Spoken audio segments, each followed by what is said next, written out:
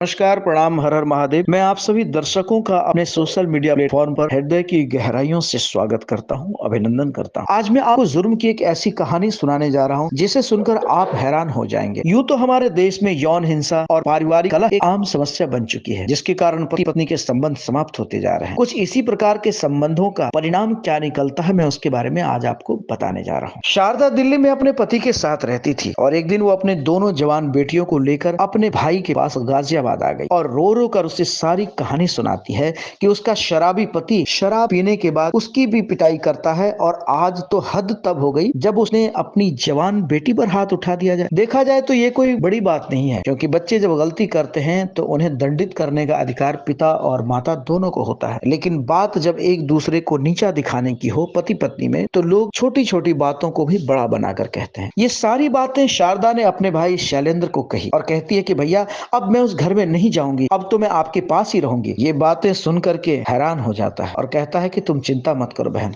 अब तुम मेरे पास ही रहना। जब तक तुम्हारा भाई है तुम्हें कहीं भी जाने की जरूरत नहीं है। ये सुनकर शैलेंद्र की पत्नी हैरान हो जाती है और कहती है, दीदी ये तो हर घर में होता है, इसका मतलब ये तो नहीं कि आप दूसरे के घर में रहें और अपना घर छोड़ दें। शैलेंद्र जब अपनी पत्नी के मुंह से ये बातें सुनता है तो काफी नाराज होता है और पत्नी को डांटता है और कहता है, आखिरकार मेरी बहन और कितना अत्याचार सहेगी? कोई इस तरह अपनी पत्नी को पीटता है क्या? और बहन तू चिंता मत कर, मेरे रहते तुझे किसी बात की चिंता करने की आवश्यकता नहीं है। और फिर अपनी बहन का सारा सामान उठाकर घर में रख देता है। भाई ने तो अपने भाई होने का फर्ज निभा दिया था, लेकिन अपनी पत्नी को क्या समझाता। ननद और उसके बच्चों के आ जाने से शैलेंद्र की पत्नी ममता काफी चिढ़ने लगी। एक दिन शैलेंद्र की पत्नी ममता रसोई में खाना बना रही थी, तभी शारदा की बड़ी बेटी पिंकी किचन में आती है और कहती है, मामी मैं खाना बनाऊं, क्योंकि जब हम यहीं रह रहे हैं तो हम सबको मिलकर काम करना चाहिए।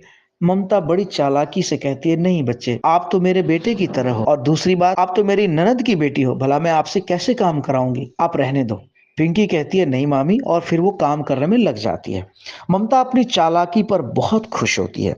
इधर दूसरे कमरे में रवि और शारदा एक जगह चाय पी रहे होते हैं, तभी दरवाजे पर घंटी की आवाज आती है और शारदा अपनी बेटी से कहती है, बेटा देखना जरा दरवाजे पर कौन है। रिंकी जब दरवाजा खोलती है तो सामने एक जवान लड़का खड़ा था, 20 से 21 साल का, और वो शिकारी दृष्टि से रिंकी को देखता हुआ अंदर आ जाता है। रिंकी कुछ समझ पाती उसके पहले ही उसके मामा वहां पर आ गए और कहते हैं, अरे मुकेश तुम कब आए, आओ अंदर आओ। और अपनी बहन शारदा से उसका परिचय करवाते हैं। कहते हैं, शारदा ये अपने सतवीर जी है ना? अरे ये उन्हीं ठेकेदार साहब अपने। हाँ हाँ हाँ, ये उन्हीं का बेटा है मुकेश, अपने यहाँ का सारा माल इन्हीं के यहाँ तो जाता है, इन्हें पूरा गाजियाबाद जानता है। तभी पीछे से शैलेंद्र के बेटे रवि की आवाज आती है। मुकेश के कंधे पर हाथ रखता हुआ कहता है, हाँ बुआ, इसके पापा को पूरा गाजियाबाद जानता है और मैं इसके सारे कांड मैं जानता हूँ। शारदा इन बातों को समझ नहीं पाई। तभी रवि कहता है, पापा वो माल लोड करवाना था। शैलेंद्र कहते हैं, हाँ हाँ जाओ जाओ। तभी ममता अंदर किचन से बाहर आती है और कहती है, अरे मुकेश बैठो बैठो, डाइनिंग टेबल पर बैठो और खाना खाने के बाद ही जाना। सब मना करते हैं, लेकिन मुकेश को बिठाकर ममता खाना खिलाती है। अब डाइनिंग टेबल पर एक तरफ शैलेंद्र बैठा था, दूसरी तरफ रिंकी बैठी थी और तीसरी तरफ